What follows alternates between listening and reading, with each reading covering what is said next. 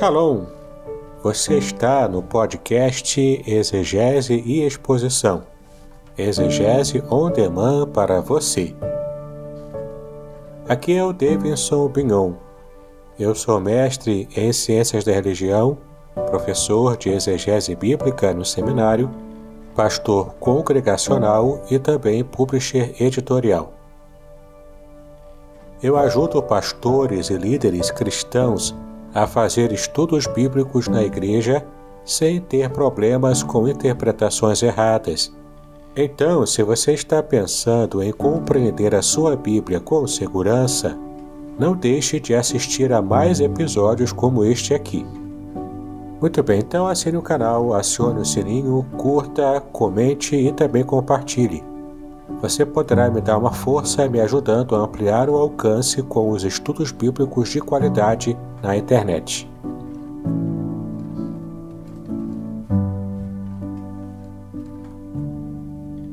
Virou 7 horas da manhã, vamos iniciar então o nosso momento de aprendizado. Quero convidar o pastor Davidson para que esteja aí conosco. Deixa eu chamá-lo, deixa eu conectá-lo aqui.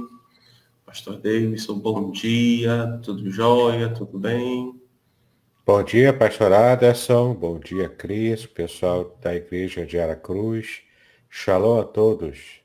Amém. Vamos iniciar então nosso mais um dia de estudo, não é verdade? Então eu quero primeiro orar, né? Orar, e depois nós vamos aí passar a palavra para o pastor Davidson. Lembrando, nós estamos fazendo estudo, ó, com base nesse livro aqui, ó. A Ética do Casamento Judaico, ok? O pastor Davidson está lá com dele, ó. A Ética do Casamento Judaico, é esse o pano de fundo. Lógico, aqui estão cheios de textos bíblicos, né? Da onde ele tirou, da onde ele fez a pesquisa dele. Eu quero te incentivar também a adquirir o seu, tá bom? Vamos orar? E depois nós vamos falar um pouco mais sobre. Deus, obrigado por essa manhã, obrigado por esse dia, obrigado, Senhor, porque até aqui o Senhor tem nos ajudado, tem nos sustentado, tem nos fortalecido.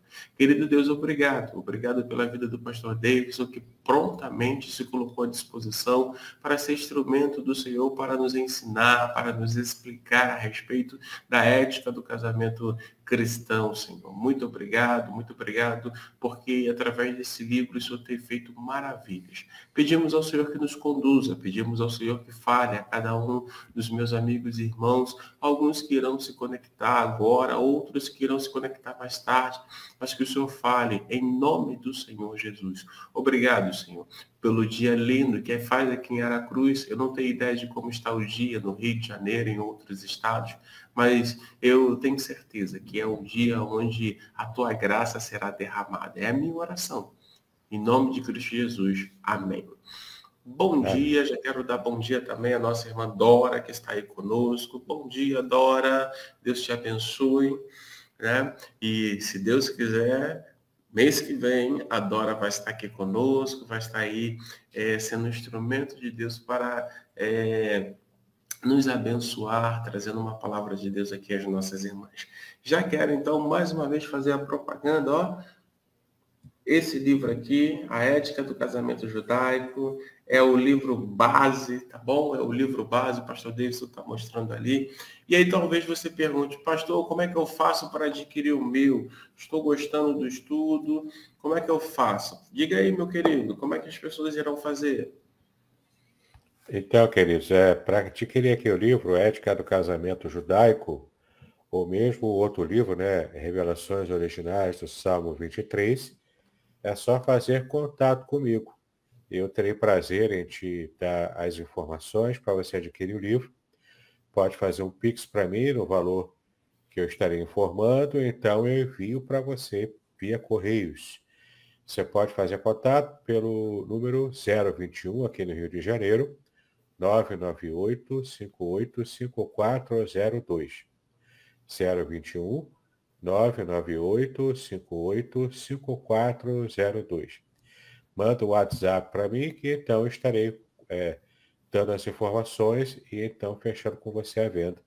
E vai ser uma bênção ter você entre os meus leitores que são também bastante cativas e fiéis. Joia, joia, joia. E agora, sem mais demora, eu quero passar aí a palavra aí para o nosso pastor Davidson, que vai dar continuidade.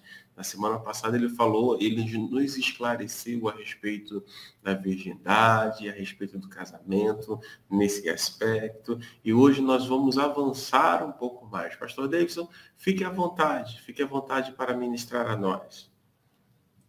Obrigado, pastor Anderson. Já estou colocando aqui a tela, né, para a gente poder começar.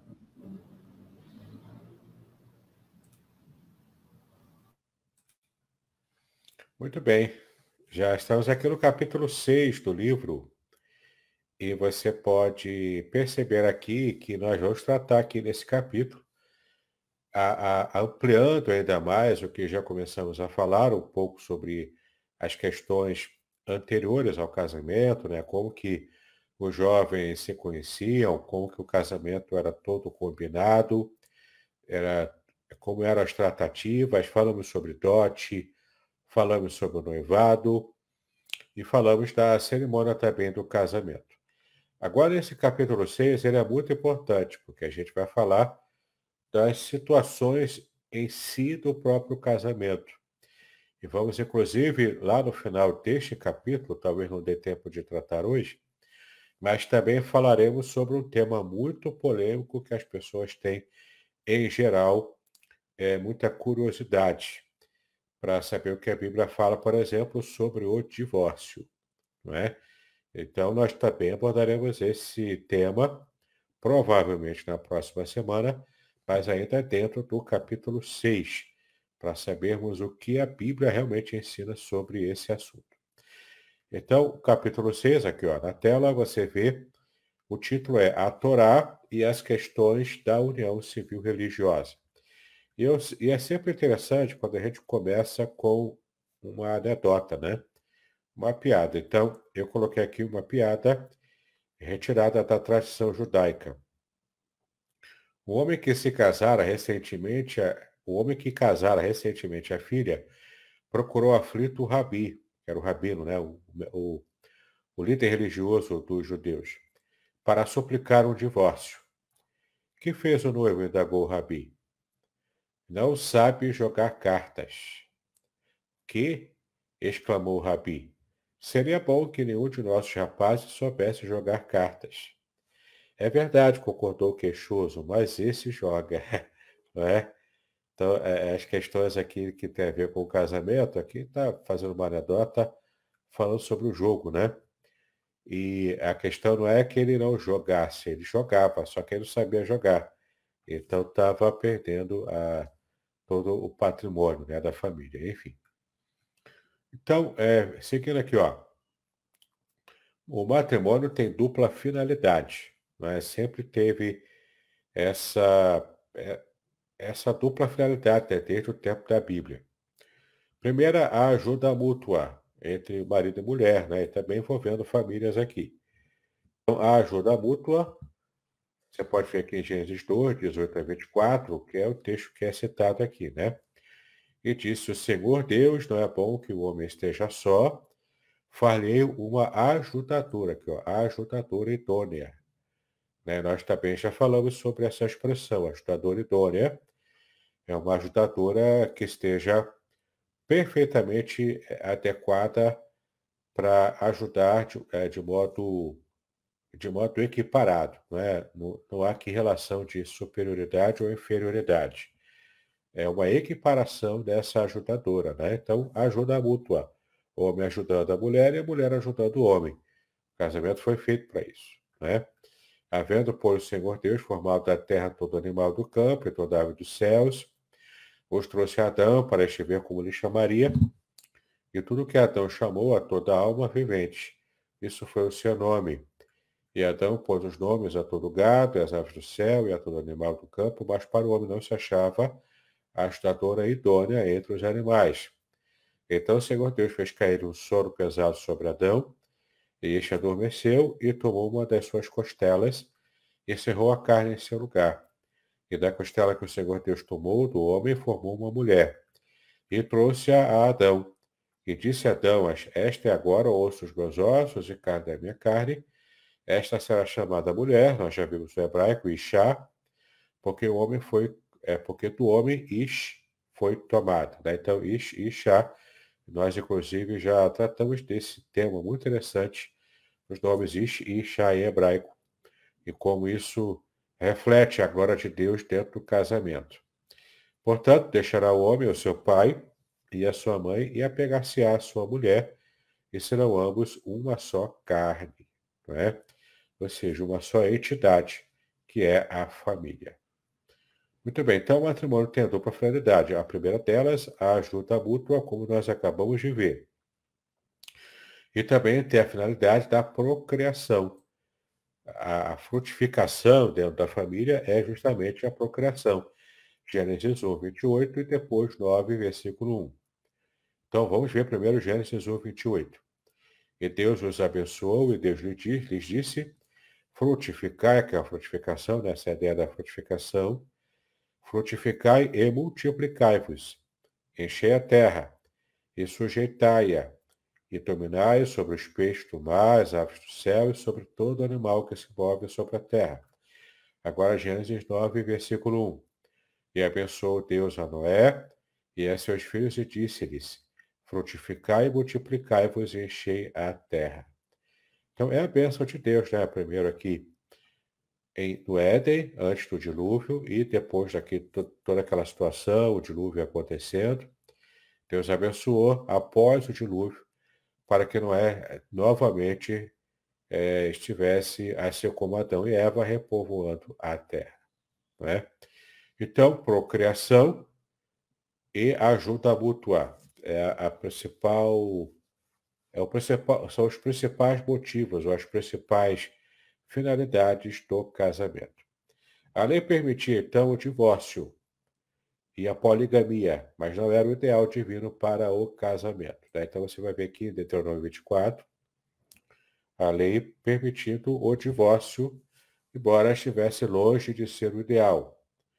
Quando o homem tomar uma mulher e se casar com ela, então será que, se não achar graça em seus olhos, por não encontrar coisa indecente, far-lhe-á uma carta de repúdio. Ele dará na sua mão e a despedirá da sua casa. Se ela, pois, saindo da sua casa, for e se casar com outro homem, este também a desprezar e fizer carta de repúdio, ele a der na sua mão e a despedir da sua casa, ou se este último homem que a tomou para si por mulher vier a morrer, então seu primeiro marido, que a despediu, não poderá tornar a tomá-la, para que seja sua mulher, depois que foi contaminada, pois é abominação perante o Senhor, assim não farás pecar a terra que o Senhor teu Deus te dá por herança. Então, o divórcio era permitido, mas não era naturalmente aconselhável. Aí a poligamia também era permitida, mas também não era aconselhável. Vamos ver se conseguimos abrir aqui a passagem bíblica. Gênesis 4:19. E tomou Lameque para si duas mulheres. O nome de uma foi Ada e o nome da outra Zilá. Né? Ada e Zilá, as duas esposas de Lameque. Então, tanto a poligamia quanto o divórcio, a Bíblia descreve essa prática, né, no mundo antigo, inclusive entre o povo judeu, mas não era realmente o padrão, não seria o ideal do que Deus planejou. Né? O casamento tem que ser permanente, até que a morte separe, né, um e outro. O casamento precisava ser monogâmico, não poligâmico, e, naturalmente, o casamento já era uma decisão tácita também, uma informação tácita, de que o casamento que Deus criou, no molde que ele fez, é o casamento heterossexual. Muito bem. A aliança entre Deus e Israel é comparada com a relação existente entre os esposos. Aí você tem aqui várias passagens, que eu não vou dar tempo para a gente olhar aqui, mas são passagens proféticas em que cada profeta desse aqui, inclusive o Salmo 45, né, trata disso, em que Deus se coloca como o esposo de Israel, Israel sendo a sua esposa. Portanto, já traz aqui aquelas informações de estarmos realmente buscando servir a Deus com a mesma fidelidade que o marido, que uma mulher também detém para o seu cônjuge. Então é importante a gente perceber que Deus escolheu, para ele é tão importante o casamento, que ele escolheu isso como metáfora no próprio relacionamento dele como Deus e com o seu povo escolhido Israel, né? Até mesmo Cristo se coloca mais tarde como ele, o noivo, e a igreja, a noiva dele, né? A mesma metáfora do casamento, tá? Então, é muito importante, então, entendermos essas questões relacionadas ao casamento, para que a gente possa até mesmo entender o que a Bíblia revela do nosso próprio relacionamento com Deus. Deus é aquele escrito na Bíblia como um esposo fiel e ciumento para com Israel. Olha que interessante, nessas passagens aqui talvez valha para a gente dar uma olhadinha. Então, Jeremias 31, de 1 a 40, naturalmente não vamos ler tudo, são 40 versículos, não dá, né? Mas você pode perceber que aqui há uma referência a Deus como ciumento, tá bom? Pode ver em casa com calma. Eu vou adiantar aqui um pouco, porque não há condição de lermos 40 versículos agora aqui, né? Mas vamos ver aqui as outras passagens.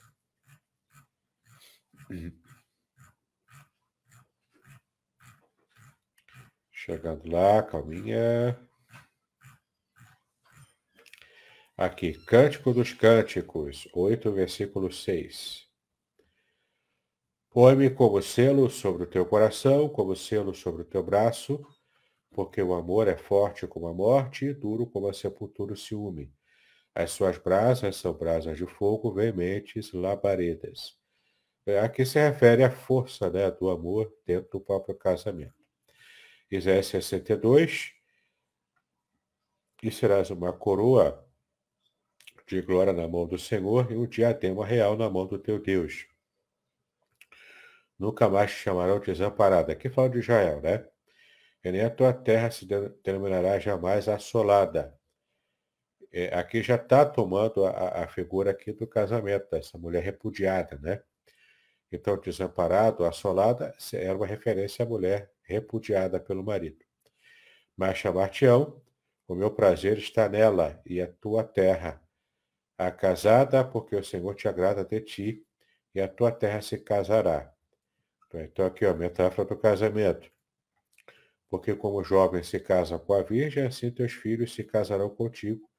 E como o noivo se alegra da noiva, assim se alegrará de ti o teu Deus. Né? Então, é bem interessante a gente perceber essas passagens aqui. Bom, o primeiro tópico, propriamente, que faz parte do casamento, é um tabu para a gente, é falar sobre a união civil religiosa, ou seja, o ato sexual propriamente, né? Essa união sexual que faz parte do relacionamento entre marido e mulher, né? Uma experiência muito boa, muito abençoadora. Na nossa cultura ocidental, a gente acabou criando um tabu sobre esse tema. E o tabu é tão grande, por exemplo, que a Igreja Católica, na Idade Média, ela inclusive fez uma interpretação bastante inusitada, que não encontra apoio na Bíblia, dizendo que o pecado original de Adão e Eva envolvia o relacionamento sexual. Não tem nada a ver uma coisa com a outra, essa é uma visão bastante tacanha do que, de fato, o que Deus criou, que ele criou o sexo para ser bênção, para trazer felicidade para o homem e para a mulher. E é claro, essa bênção, essa felicidade acontece dentro de alguns critérios que a gente vai também estudar aqui, né? Então a gente vai falar agora sobre esse tema que para a cultura judaica não é um tabu. O judeu não tem tabu para falar de sexo. É claro que ele tem. O que ele tem é o respeito, é o jeito de falar, que é o jeito mais polido, mas ele fala abertamente. Tem o livro de Cantares de Salomão, ou de Cânticos dos Cânticos, que não é um livro para ser espiritualizado, mas é, na verdade, um livro que trata sobre esse assunto de modo muito natural, não é? Agora, os tabus que existem na cultura judaica são outros. Por exemplo, quando Jesus contou a parábola do filho pródigo, O que ele relata ali do filho destratando o pai ainda estando vivo, e o filho pedindo herança, isso sendo tabu. Quando Cristo contou essa história, que ele inventou, né, que ele criou a parábola a parábola do filho pródigo, ele estava, na verdade, criando um frisson ali, quando ele disse para os seus ouvintes aquela história do filho, aquele filho desnaturado. E a atitude do pai, que era um pai bastante amoroso, um pai que perdoou o filho e que considerou, né, toda a situação que o filho esteve passando. Então, isso sendo tabu. Mas falar de sexo não é um tabu para a visão cultural de Israel antigo. Né? Então, vamos falar aqui do sexo dentro do casamento. Tá? Embora seja um pouco difícil entender a mentalidade dos israelitas do passado, algumas das atitudes deles para com o sexo estão bem claras. Não sabemos exatamente o que se passava entre a média dos casais, mas podemos ter uma ideia.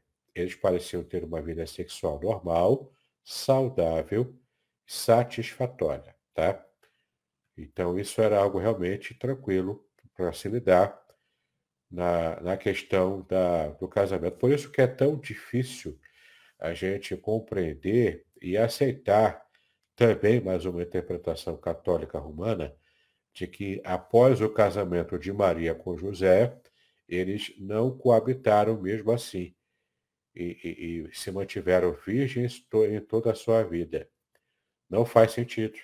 Dentro da própria cultura judaica, não faz sentido entender que Maria e José, após o casamento, não tiveram relações sexuais e provavelmente Jesus teve outros irmãos. De fato, a Bíblia diz que ele teve outros irmãos. Há aqui uma discussão de que culturalmente, quando falava irmãos, também se referia a primos. Sim, é verdade. Quando se falava em irmãos, também na cultura judaica poderia ser, pelo contexto, talvez uma referência a primos ou a parentes até muito próximos, sobrinhos, enfim. Tratavam de irmãos, né? Até na igreja falavam de irmãos, na sinagoga, né? Tinha um amigo mais achegado que o irmão. Mas a questão não é essa.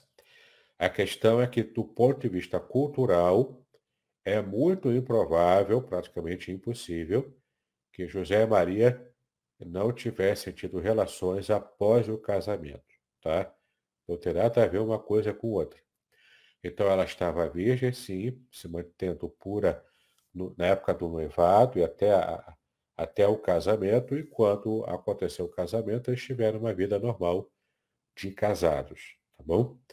Muito bem, o ato sexual praticado entre marido e mulher tinha duas finalidades, portanto, gerar filhos, que é a procriação, como nós já vimos, e também proporcionar-lhes prazer, né? Então, traria prazer sobre a vida do casal, que é aquele sentido, né, de realização, aquele sentimento de prazer mesmo, né, de felicidade dentro do próprio casamento. Os judeus não viam o sexo como um problema, e nem também como um fardo, como acabou acontecendo na cultura cristã, devido à ingerência, né, até mesmo da própria Igreja Católica. É provável que alguns dos assuntos que hoje nos preocupam não constituíssem questões sérias durante os tempos bíblicos. Os escritores bíblicos não mencionam, por exemplo, o problema da masturbação, tá? Que é um problema bastante comum hoje em dia, mas é claro que o fato dos escritores bíblicos não mencionarem o problema da masturbação não quer dizer que não existisse isso. Provavelmente existia, tá? Mas o fato é que não era algo comum. Isso era real, não era algo comum, porque se fosse comum, teriam abordado, tá? Como o texto bíblico não aborda, tem algo que é parecido com a masturbação, mas não chega a ser masturbação, que é o caso do onanismo, tá? É o caso de Onã. Mas não era masturbação, ali é o que se chama hoje de coito interrompido. É outra coisa, tá bom?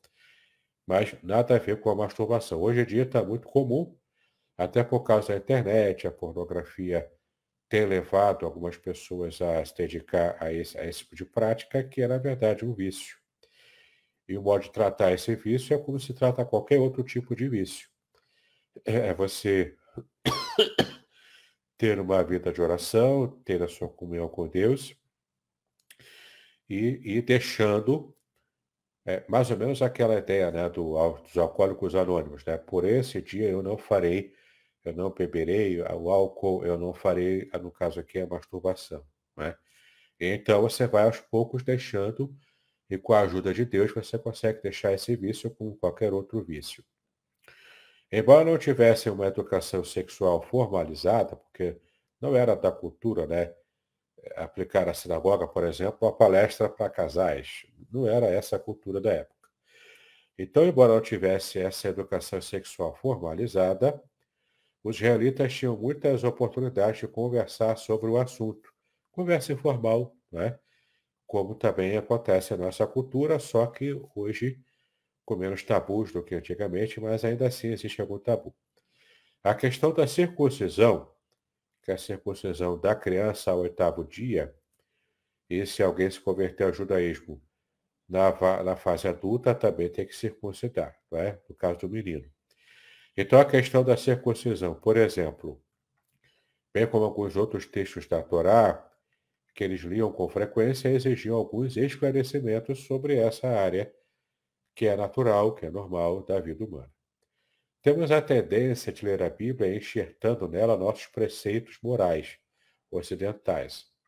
Entretanto, parece que a linguagem da Torá ao tratar do assunto é muito mais aberta que a da maioria das pessoas hoje. Era uma linguagem respeitosa, é claro, não se fazia piada, portanto era tudo de bom gosto, mas era falado abertamente, sem problemas. Em alguns pontos, a Torá parece um pouco ousada em relação ao nosso modo de falar sobre sexo, mas em outras ocasiões utiliza-se de eufemismos. Eufemismo é uma suavização cultural, né? Então você, por exemplo, eu quero criar um eufemismo para dizer que fulano morreu. Então eu falo que fulano abotoou o paletó, que fulano bateu as botas. Eu uso eufemismos assim, né, para não falar diretamente da morte. Mesma coisa é sobre sexo. Se usava eufemismos para fazer uma alusão mais sutil, mas ainda assim se falava, tá? Se falava muitas vezes também abertamente. Então, em outras ocasiões, além de falar abertamente, a Bíblia se utiliza de eufemismos para mencionar a prática sexual.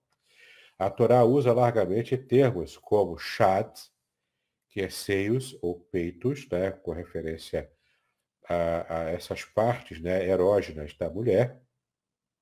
E é interessante que, inclusive, a expressão El Shaddai, que é o Deus Todo-Poderoso, há especialistas que dizem que Shad, peitos ou seios, seria também uma possível, não está fechado aqui essa ideia, mas é possível que seja uma raiz provável para Shaddai. Se for esse o caso mesmo, que há controvérsias entre os especialistas, mas se for esse o caso, seria o Deus provedor também, o Todo-Poderoso, porque é provedor. Aí faz uma referência aos seios da mulher que está amamentando a criança, não é? Então, caso seja esse o real sentido, né? É interessante você perceber que é uma possibilidade de haver esse tipo de referência. Sobre esse assunto, eu falei numa playlist especial em meu canal do YouTube, chamada Os Nomes de Deus em Hebraico. Eu falo dos principais nomes de Deus, e ali você vai conhecer, inclusive, El Shaddai com essa teoria de que provavelmente possa ter sido, quem sabe, Shad, a raiz para se criar esse nome de Deus, El Shaddai. Bom, temos aqui o texto de Gênesis 49, 25. Pelo Deus de teu Pai, o qual te ajudará, e pelo Todo-Poderoso, o qual te abençoará, com bênçãos dos altos céus, com bênção do abismo que está embaixo, com bênçãos dos seios e da madre. Seios aqui, né, uma referência à mulher, e da madre, porque ela vai abrir a madre. Aí aqui é um eufemismo, né, para se tratar de bênçãos também na área sexual. Tem também a palavra beten, em hebraico, beten, né, significa ventre, que é uma referência à madre também, né, e aos órgãos sexuais femininos, especialmente a útero, né? Que não se falava útero na época bíblica porque não se tinha essa designação, mas se falava ventre, que era uma forma eufemística, né, de eufemismo aqui, de se referir a esse órgão sexual, especialmente da mulher. Podcast Exegese e Exposição. Exegese on demand para você.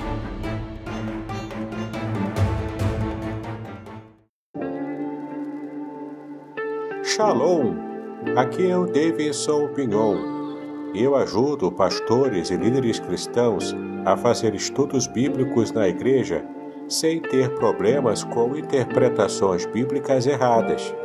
Então, se você está pensando em compreender a sua Bíblia com segurança, não deixe de assistir a mais conteúdos como este aqui neste canal. Aparentemente, para evitar os vocábulos que designam os órgãos genitais, no caso da mulher, a vagina principalmente. E no caso do homem também o pênis, né? Outras questões abordadas com certa frequência são a concepção, a gravidez e o parto, que já tem menos tabus para se falar desses temas, mas são temas também que estão linkados a essa área sexual. A palavra harla, em hebraico harla, né, significa prepúcio.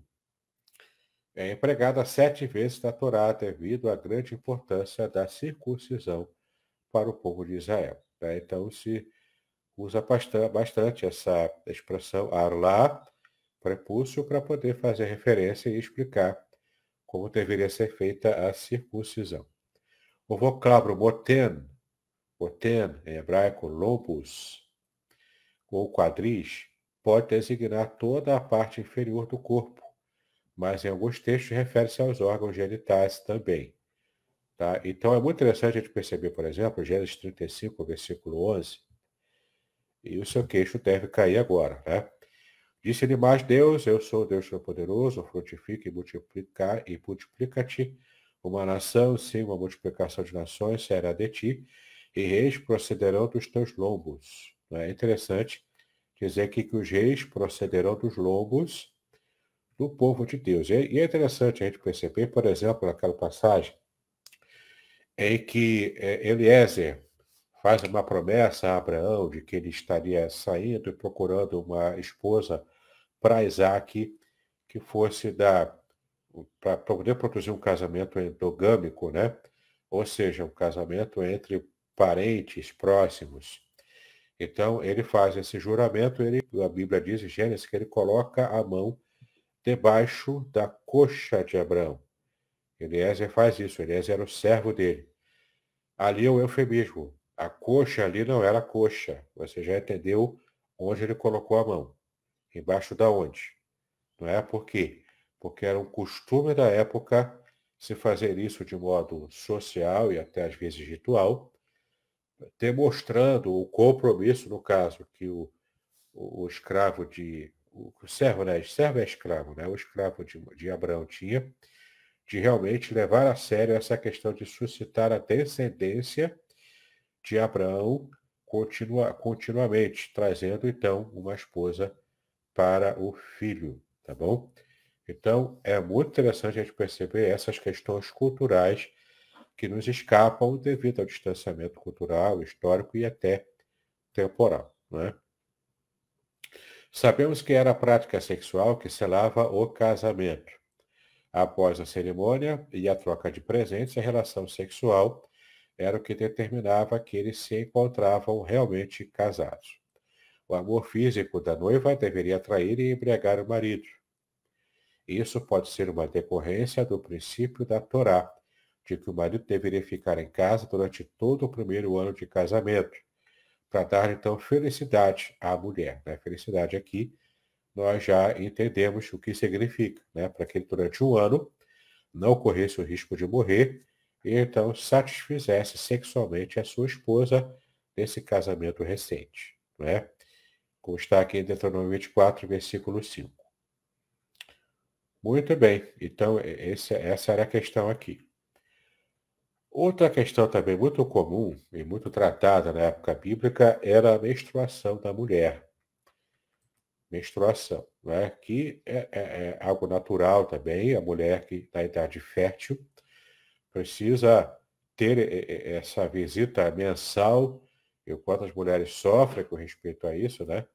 Certa vez eu estive com um amigo que falou isso aqui, olha, eu nunca reclamo de ter que fazer barba todo dia, né? Ele era do exército. Então, eu nunca reclamo de ser obrigado a fazer a barba todo dia por causa do meu trabalho no exército. Por que que eu não reclamo? Porque a outra opção é pior, né? É sangrar todo mês. E toda a mudança hormonal que acontece, a TPM, né, que também acontece, as mulheres lidam com isso aqui todo mês.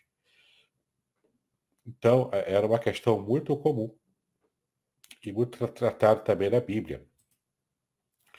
Então, a Torá, né, a lei de Deus, considerava a mulher impura durante o tempo em que estivesse menstruada. E não apenas a mulher, às vezes a gente acha que era só para a mulher, o homem não menstrua, mas o homem tem o fluxo seminal, né? E mesmo quando o homem havia tido relações com a sua esposa aí, portanto, tido o fluxo seminal, ele também era considerado impuro por causa desse tipo de algo normal, né, que acontece no seu organismo. Aliás, a Bíblia trata como cerimonialmente impuro, tanto homem quanto mulher, que tem algum tipo de fluxo de líquido que sai do corpo.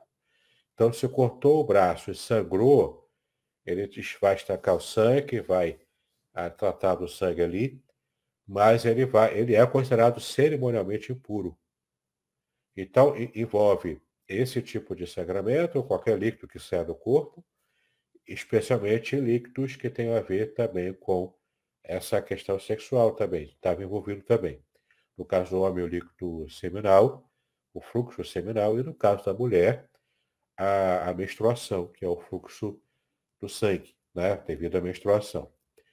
Não sabemos até que ponto essa atitude dos hebreus era ocasionada por razões de higiene, ou até onde era decorrência dos mitos da fertilidade dos povos gentios. Mas havia normas que regulavam a conduta do casal nesse período. Acredito que tem a ver com higiene e também até mesmo cuidado com a própria situação da mulher nesse período, que a mulher está muito mais sensível, tanto fisicamente, nos seus órgãos genitais, quanto também emocionalmente, né? Ela está muito sujeita às intempéries dos seus hormônios também nesse período. É muito difícil para a mulher, né? Passar por esses dias no mês. Então, o casal aqui, né, o homem e a mulher, eles eram proibidos de manter relações sexuais durante aqueles 7 dias que dizem respeito à menstruação. E a lei está aqui em Levítico 18, 19. E não chegarás à mulher durante a separação da sua imundícia. Aqui, imundícia era uma forma cultural de se referir à menstruação, para descobrir então a sua nudez, ou seja, não era para ter relações sexuais durante esse período, para o próprio conforto da própria mulher, né? Porque é desconfortante para ela ter relações sexuais nesse período, em que está tudo bastante em ebulição em seus hormônios e também em suas emoções. Então havia normas relacionadas até mesmo com os móveis da casa, olha só, né? Aqui já entra um traço cultural próprio dos povos também pagãos antigos, né? Porque nem tocar os móveis da casa não podia quando estava em situação de impureza devido à menstruação. Então a mulher tinha os seus móveis separados para ela usar e o marido não tocava nesses móveis enquanto ela estivesse nos dias de menstruação. Se ela tocasse em algum objeto ou se sentasse sobre alguma coisa, uma cadeira, enfim, né, se sentasse sobre algum banco, esse objeto seria considerado impuro. E quem encostasse nele também era considerado impuro ritualmente, tá? Claro que tinha um tempo, né, que durava esse estado de impureza cerimonial ou espiritual. Mas, mesmo assim, o homem, se for considerado impuro devido a ter tocado em algum móvel ou até mesmo na sua própria esposa nesse período, ele ficava um período de tempo, no caso aqui 7 dias, sem poder participar da vida social normal e também de cerimônias religiosas, tá? Esse era o padrão bíblico na época. Bom, sobre as relações sexuais em si, o ato sexual em si, tinha também normas, é claro, né? Então, relações sexuais pré-nupciais, ou seja, antes do casamento, eram expressamente proibidas, tá bom? Para as famílias israelitas e mesmo para os jovens, a castidade, ou seja, a pureza sexual pré-conjugal, era de extrema importância, tanto para o homem quanto para a mulher. Mas, do ponto de vista social, pesava mais sobre a mulher, inclusive, esse peso dela ter que comprovar sua virgindade, como falamos aqui na aula passada. Então, por lei, a jovem tinha que comprovar a sua virgindade na noite de núpcias. E é possível que naquela época fosse mais fácil para as moças manterem-se virgens até o casamento, já que se casavam muito novas e, portanto, o período de espera entre a puberdade e o casamento era relativamente curto. De fato, as mulheres casavam adolescentes, né? Como eu já disse aqui, provavelmente Maria devia ter lá os seus 13 anos, 14 anos, e José aproximadamente uns 40 anos. Sendo isso verdade, ele pode ter vindo de um outro casamento, talvez ficado viúvo, e então ele se casou com Maria, né? Se for esse o caso, José não era propriamente virgem, mas tinha experiência na vida normal, né, de um casamento, e Maria, que de fato era virgem, e teve toda aquela situação do nascimento de Cristo, e ela ficou grávida sendo ainda virgem, né, que era uma situação muito fora do normal. Era um milagre, na verdade, né? Bom, tinha também a questão da lei do levirato, que é bem interessante estudar isso aqui, e essa lei ela não está mais em vigor hoje em Israel, de modo muito natural, né? Israel já teve, né, essa atualização cultural sobre o levirato, mas o propósito da existência do levirato era bem interessante. E você percebe aqui essa preocupação cultural, social até mesmo, né, de Deus em estar instruindo o seu povo a de fato ter uma atitude mais adequada, né? Inclusive pensando na própria mulher, na situação da mulher, sempre colocando a mulher na frente, né? Olha que interessante. A gente não percebe que a Bíblia tem essa preocupação social, inclusive com a mulher. Bom, de acordo com a Torá, em Deuteronômio 25, se o homem morrer sem ter filhos, é obrigação do irmão dele casar-se com a viúva. Essa aqui é a lei do levirato, tá? A criança do sexo masculino que nascer desse casamento levirato será então considerada herdeira legal do irmão falecido, tá? Como nós já vimos, né? O casamento era um negócio, era um tratado social que envolvia bens. E o caso da mulher que teve o marido, ele morreu e ela não teve filhos, o irmão mais velho, o irmão desse que morreu, não necessariamente o mais velho, mas um irmão desse que morreu tinha essa obrigação social na época bíblica de se casar com a viúva, ter relações com ela normalmente, depois do casamento, para que pudesse então suscitar descendência para ela, e ela não ficar desamparada. Lembre-se de que naquela época não existia previdência social. Isso é coisa dos estados modernos, né, dos povos modernos. E então a mulher ficava completamente desamparada em caso de viuvez e se não tivesse filhos, tá? Se tivesse filhos, especialmente homens, era a responsabilidade do filho cuidar da mãe. E a mãe necessariamente não casaria novamente. Ela seria cuidada pelo filho, fazendo parte, portanto, do núcleo familiar desse filho que cuidava dela, tá? Claro, quando o filho já tinha idade para isso. Quando não tinha idade, era criança ainda, se fosse esse o caso, ela recebia amparo da família do falecido, do seu falecido marido.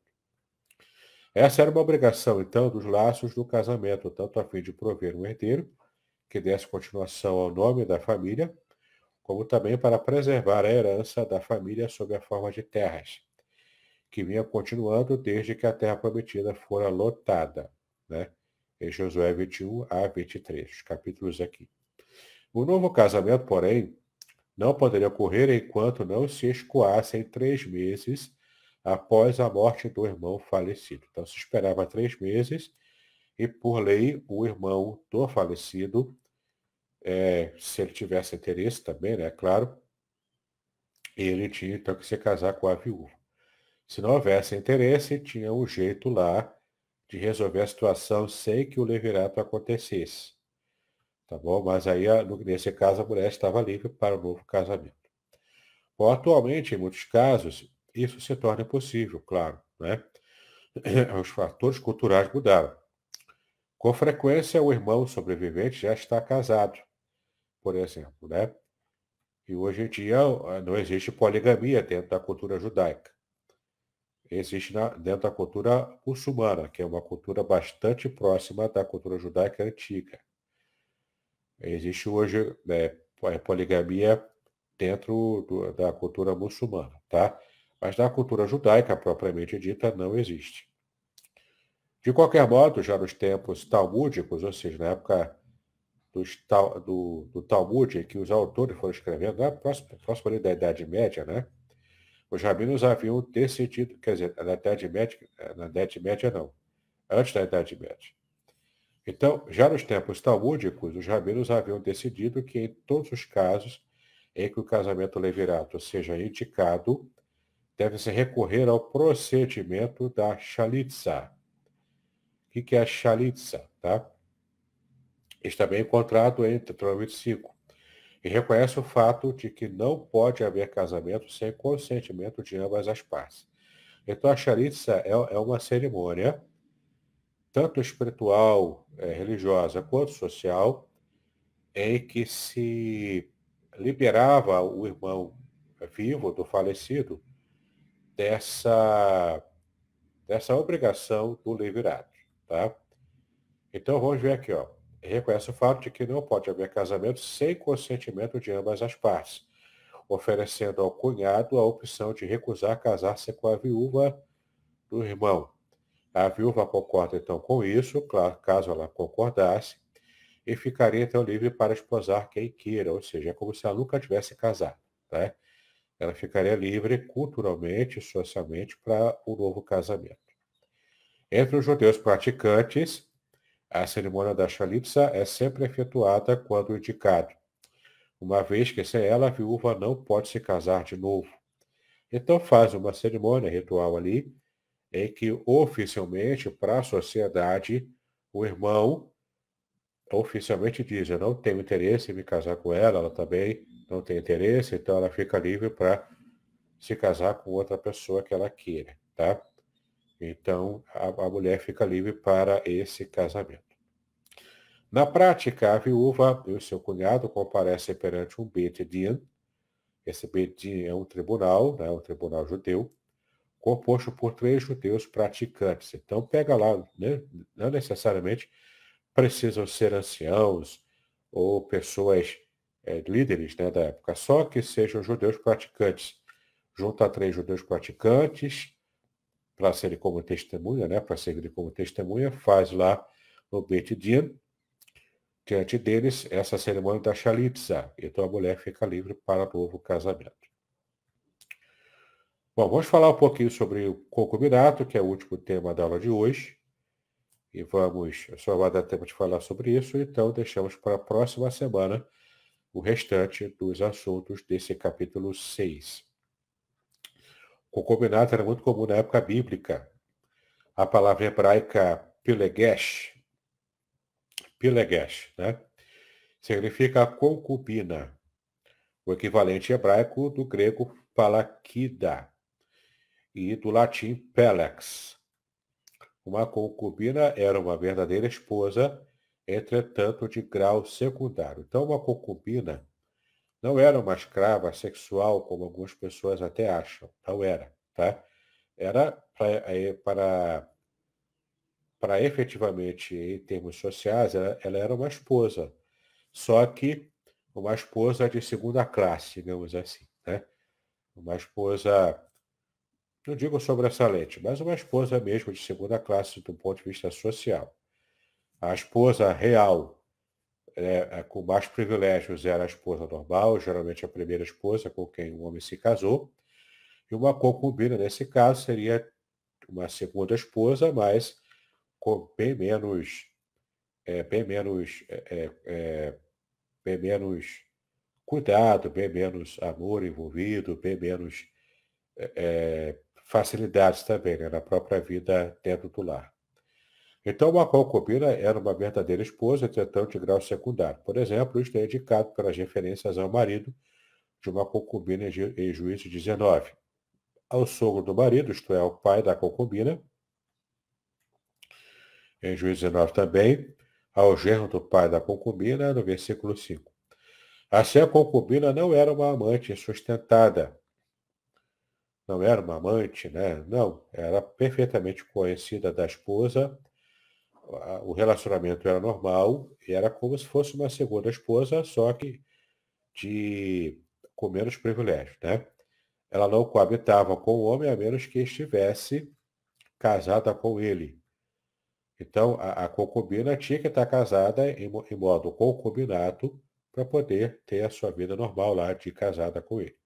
A própria instituição do concubinato, né, é um desdobramento da poligamia, tá bom?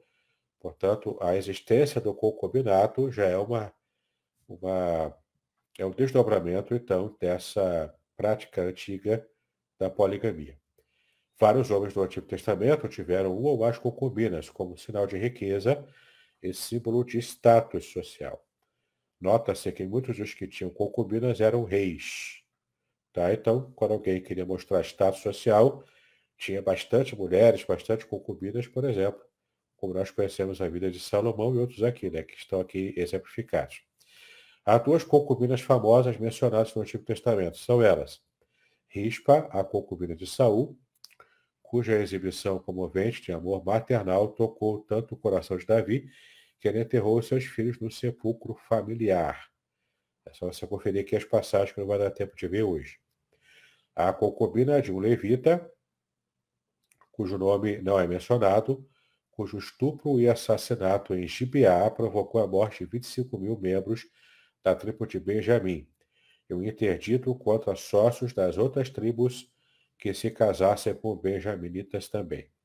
Um terço dos usos de Pilegesh ocorre nestes dois casos, nesses dois capítulos, né? Ou seja, está praticamente concentrada nesses capítulos aqui que vemos, nesses dois exemplos, a palavra Pilegesh, em hebraico, que significa a concubina. Deitar com a concubina de um rei era equivalente à usurpação do trono. Isto explica por que Abner logo se desentendeu com a casa de Saul, porque ele buscou em matrimônio Rispa, a concubina de Saul. Então, isso era, na verdade, tinha um efeito de afronta e de interesse em se tomar o reino, né? Então, no caso aqui, ele estava assinalando socialmente que ele queria ser o novo rei de Israel, contra a casa do próprio Saul, né? Se casar com a viúva de um rei, poderia facilmente sugerir pretensões ao trono, tá bom? Então, essa era uma questão cultural que se tinha antigamente. Então, vamos deixar para a próxima semana o tema poligamia, ok? Então, vamos abrir agora para estarmos passando para a parte de perguntas e respostas. Olá, meus amigos, e aí? Tudo bem? Já queremos dar bom dia aí para algumas pessoas que chegaram, o Sérgio Monteiro, que está aí conosco, a Nilson Marques também, Nilce também está conosco, deixa eu ver se tem outro, o Flávio também está conosco, o Francisco Viela também, que Deus abençoe a todos vocês. E aí, se vocês tiverem alguma pergunta, fique à vontade para fazê-la aí através do nosso chat, tá? Sérgio Monteiro aqui tem uma pergunta. Quando a viúva tinha filhos, o irmão, ao se casar com ela, era obrigado a assumir os filhos dela? Boa pergunta, hein? Assumir do ponto de vista de manter, né? Se for filho criança, se for filho já adulto, não, claro. Mas se forem filhos menor de idade, criança, ele assumia assim para não desamparar a mulher. Agora, lembra aqui, né? Se a mulher tinha filhos homens, não era obrigada a ver o concubinato. O concubinato não era uma obrigação, entendeu? Porque ela apenas recebia sustento, ficava sem nenhum tipo de busca na área da sexualidade ou de relacionamentos durante 3 meses, principalmente, né? Caso houvesse concubinato, ela se casaria depois de 3 meses. Tendo filhos homens, principalmente, ela era mantida pela família até que o filho homem crescesse e pudesse sustentar a sua mãe. Então, necessariamente, não haveria o concubinato. Tá bom? Joia. Alguma outra pergunta aí? Não sei se o Sérgio vai querer fazer alguma outra pergunta com base nisso aí, da resposta, né? Do pastor. Eu achei muito interessante a pergunta, achei muito interessante essa questão de ampliar a visão sobre o concubinato, né? Até porque esses dias um colega havia comentado sobre isso, questionando, na verdade, como é que fica essa questão aí da poligamia. Eu não vou falar da poligamia agora porque a gente vai falar só sobre semana que vem, né? Mas ele perguntou como é que era isso, como é que Deus via essa questão da poligamia e etc, né? E aí o pastor já respondeu. Se você puder reforçar a sua resposta dada lá no início, como que Deus estava vendo, eu te agradeço. A poligamia era tolerada por causa das práticas dos povos pagãos ali do entorno, né? Então era uma questão cultural. E às vezes é difícil para a gente entender porque a Bíblia respeita e até usa as questões culturais, mesmo dos povos pagãos, para poder, então, fazer entendível a comunicação de Deus com o povo, com a nação. Para termos uma ideia, quando Deus fez uma aliança com Abraão, os termos da aliança eram o que era vigente na época, do ponto de vista cultural, entre os povos pagãos, que era cortar uma aliança. Literalmente, berit, em hebraico, é cortar, cortar no meio. Então, quando Deus falar que Deus estabeleceu uma aliança com Abraão, literalmente em hebraico é cortou uma aliança com Abraão. Por quê? Pegava seu animal, sacrificava ele, cortava no meio, dividia as duas partes em cima de uma pedra. E então, os proponentes da aliança, que era o contrato social da época, passavam no meio do animal cortado. E depois queimava o animal, enfim, né? Era um sacrifício feito para se criar um contrato. E a ideia era o seguinte, eles inclusive formalizavam isso falando, que aconteça a mesma coisa comigo do que aconteceu com esse animal se eu descumprir a minha parte do acordo. Então, essa era a cultura. Então, por isso que Deus faz essa mesma visão e manda Abraão cortar o animal no meio, fazer o sacrifício, quando ele estabelece aliança com ele, porque era um fator cultural da época. Moisés também, quando Deus fala ao sacerdote, olha, tira a sandália dos seus pés, porque o lugar que você está é terra santa. Isso era um fator cultural do Egito. Na cultura egípcia que Moisés foi criado, quando o homem entra em contato com uma entidade divina egípcia, era obrigatório tirar as sandálias e ficar descalço. Era costume. Então, quando Deus fala isso, ele estava invocando para Moisés o costume normal da cultura egípcia, para que Moisés, então, pudesse ter contato com Deus e ouvir Deus falando. Interessante, né? Quando você fala isso, muita coisa a gente percebe que é da nossa cabeça ou da nossa cultura, né? E aí, se a gente não tomar cuidado, a gente acaba forçando o texto a dizer algo que, na verdade, não tem a ver. E até mesmo por falta, como você bem colocou, de conhecimento da cultura da época, né? A forma como você está falando, a ideia é que Deus vai fazendo as transições ao longo da caminhada com Abraão, ao longo da caminhada com Nos Moisés. termos humanos. É como o pai que quer conversar com o filho pequeno, ele se agacha até a altura do filho, fala uma linguagem que o filho entenda. Por mais que o pai seja um doutor, seja um palestrante famoso, para falar com a criança ser entendido por ela, ele vai ter que descer ao nível dela. É assim que Deus faz com a gente. Deus desce ao nosso nível para poder se comunicar conosco. Joia. Bom, deixa eu responder aqui o nosso querido amigo Sérgio Monteiro. Sérgio, para a semana que vem, a gente vai tratar da poligamia, tá? Para a semana que vem. E se der, eu acredito que se der, devo entrar aí no adultério. Provavelmente o adultério tem muitas perguntas, talvez tenha também para poligamia, mas pelo que eu posso perceber aqui, e aí já faço a propaganda, ó, nós estamos seguindo aqui, ó, esse livro aqui, Ética do Casamento Judaico, escrito pelo pastor Davidson, tá? Para a semana que vem a poligamia. E aí, conforme for o andamento, se der, vai entrar, sim, no adultério, mas o adultério deve ter um vasto conteúdo aí para ser explorado. Então, o adultério, eu imagino que deva durar aí 2 quartas-feiras. Se vocês trouxerem perguntas, e aí eu acho que vai durar talvez 3, 4 ou 5 quartas-feiras. Isso para mim é bom. Isso para mim é bom, tá bom? Então, acho que consegui responder a sua pergunta, Sérgio. Lembrando, poligamia, e se der, a gente entra no adultério ou fica só na poligamia. Se der para entrar no adultério, vamos entrar, mas só vai ser só a introdução, porque se vocês trouxerem perguntas, isso deve durar. É isso mesmo, pastor Davidson? Provavelmente isso, e também o divórcio. A maior parte do capítulo é divórcio, que é um tema que também traz polêmica e tem muitas dúvidas, né? Sobre divórcio, novo casamento. A Bíblia também fala disso.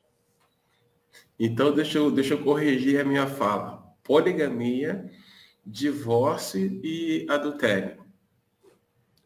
São temas que estão dentro do capítulo. É só dar uma olhadinha no livro aí. Show. Eles são os próximos temas que trataremos na semana que vem. Joia. Eu quero, então, incentivá-los, eu quero, então, estimulá-los a que estejam na próxima quarta-feira. A gente começa às 7 horas da manhã, tá? E aí é mais simples, né? A gente começa com uma oração e logo depois da oração a gente passa para o pastor Davidson para que ele possa, então, explicar. Se você já tem o livro, legal. Se você não tem, é só adquirir. O pastor Davidson daqui a pouco vai passar aí como que você pode fazer para adquirir esse livro. E eu quero te estimular a participar. Eu quero te estimular também a trazer perguntas. São temas polêmicos na perspectiva de hoje, né? Como assim na perspectiva de hoje? Porque a gente está vendo aí como é que é na cultura bíblica, qual é o pensamento judaico a respeito de determinados assuntos. E a gente vai fazer uma espécie de contextualização no que tange aos dias de hoje e apontar a orientação assertiva, adequada, certa, com base nas escrituras sagradas. Então, traga aí as suas perguntas, né? Se você quiser, vai lá na sua igreja, pode pede licença ao pastor, é evidente, né? Olha, quarta-feira que vem, lá vai ter uma programação aí virtual com a igreja lá de Aracruz, falando sobre tais temas. Poligamia, divórcio, que está tudo junto. Poligamia, divórcio e adultério. Tá bom? Pastor Davidson, mais uma vez, se alguém quiser adquirir o seu livro, como que ele faz? Opa, então vamos lá. Aqui o livro base do nosso estudo, A Ética do Casamento Judaico, e também tem o outro livro, né, da nossa série anterior, As Revelações Originais do Salmo 23, todo em hebraico também. Então, se você quiser adquirir um deles ou os dois, é só fazer contato comigo, que eu vou te informar os valores e mando pelos correios para você. Você vai fazer contato pelo WhatsApp 021, aqui do Rio de Janeiro, 998-585402. Repetindo, 021 998-585402. Será um prazer responder você e atendê-lo no seu desejo de paz e conhecimento da palavra de Deus. Pode repetir mais uma vez o telefone, meu amigo? 021 aqui no Rio, 998-585402. Ok? Vou colocar aqui no chat aqui, né? Contatos aí com o reverendo Davidson, ok? Deixa eu só... Aí você pode fazer contato com ele para adquirir o livro, né? Você aqui do Espírito Santo, de Aracruz, se quiser adquirir esse livro, como que você faz? Olha, eu estarei recebendo uma visita aí no próximo mês. Se você quiser, e aí eu posso ver com essa visita a possibilidade dela trazer esse livro. Essa visita vem do Rio de Janeiro, vem lá pertinho de onde o pastor Davidson reside, né? Então, se você quiser, faça contato comigo, faça contato com o pastor Davidson. O passo a passo faça contato com o pastor Davidson, dizendo que você quer o livro, né? E aí vai acertar lá todos os detalhes com ele e diga que, olha, com relação ao envio, eu vou ver com o pastor Aderson, para que ele disse que vai receber uma visita, então eu vou fazer contato com ele depois para a gente ver como é que vai ficar essa questão, tá bom? Então, fique aí à vontade. Já coloquei aí os dados aí do pastor Davidson, tá? Se alguém fizer o contato, né, para poder adquirir o livro assim, não paga o frete, né? Não paga os correios, paga só o valor normal do livro. Olha aí, tá vendo aí? Ó, muito bom. Queridos, estamos encerrando, até a próxima quarta-feira, e eu acho que quarta-feira vai bombar de perguntas, hein, pastor Davidson? Que são assuntos aí que são, né? São pano com a manga, né? Exatamente. Então, eu quero te incentivar a participar e trazer suas perguntas, tá bom? Pastor Sérgio, pastor Sérgio, ele falou que um ótimo dia a todos, fiquem na paz. Amém, querido, fiquem na paz também, foi um prazer, volte e divulgue para outras pessoas. Pastor Davis, pode, por gentileza, encerrar orando por nós? Sim, vamos orar então. Para te exaltamos pelo privilégio que tivemos de mais um estudo da Tua Palavra. Pedimos a Tua bênção, o Teu esclarecimento através da ação do Espírito Santo para nos iluminar, para que possamos compreender os princípios da Tua Palavra sobre todas essas questões que envolvem o casamento. Nos dá um dia abençoado, nós assim pedimos as Tuas bênçãos em nome de Jesus, hoje e para sempre. Amém.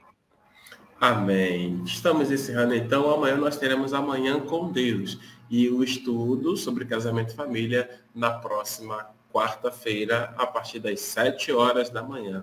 Shalom a todos. Pastor Davidson. Amém. Shalom. Shalom. Shalom. Muito bem, agora o que eu gostaria de ver é a sua participação. Entre em contato comigo. Compartilhe a sua experiência comigo e quem sabe até se você enviar em formato de áudio, eu possa aproveitar a sua experiência para apresentar no próximo episódio do podcast Exegese e Exposição. Eu sou Davidson Pignon e eu ajudo pastores e líderes cristãos a fazer estudos bíblicos da igreja, sem terem problemas com interpretações erradas. Se você então está pensando em compreender a sua Bíblia com segurança, não deixe de assistir a mais episódios como este aqui. Então, assine o canal, acione o sininho, curta, comente e também compartilhe. Ajude-me a ampliar o alcance com estudos bíblicos de qualidade na internet.